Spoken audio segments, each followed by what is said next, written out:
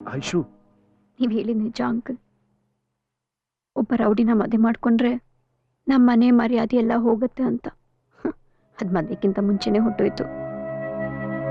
Daddy ಮದ್ವೆಗೆ ಒಪ್ಕೋಬಾರ್ದಾಗಿತ್ತು. ನೀನು ಅವನ್ನ ಮದುವೆ ಮಾಡ್ಕೊಂಡ್ರೆ ನಾನು ಸತ್ತೋಗ್ತೀನಿ ಅಂತ ಹೇಳಿದ್ದಿದ್ರೆ ನಾನು ಸುಮ್ಮನೆ ಇರ್ತಾ ಇದ್ದೆ. ಆದ್ರೆ ಡ್ಯಾಡಿ ನನ್ನ ತುಂಬಾ ಪ್ರೀತಿಸ್ಬಿಟ್ರು. ಅದಕ್ಕೆ ನಾನು ಈ ತಪ್ಪು ನಿರ್ಧಾರ ತಗೊಂಡೆ. ಐಶು, ಏನೂ ಆಗಿಲ್ಲಮ್ಮ. ನಾನು ನಿನಗೆ ಬೇರೆ ಒಂದು ಒಳ್ಳೆ ಹುಡುಗನ್ ನೋಡಿ ಅದೇ ಮುಹೂರ್ತದಲ್ಲಿ ಮದುವೆ ಮಾಡ್ತೀನಿ. ಬೇಡ, ಇನ್ಮೇಲಿಂದ ನನ್ನ ಜೀವನದಲ್ಲಿ ಯಾರು ಬರೋದು ಬೇಡ. ನಂಗೆ ಡ್ಯಾಡಿ ಒಬ್ಬರೇ ಸಾಕು.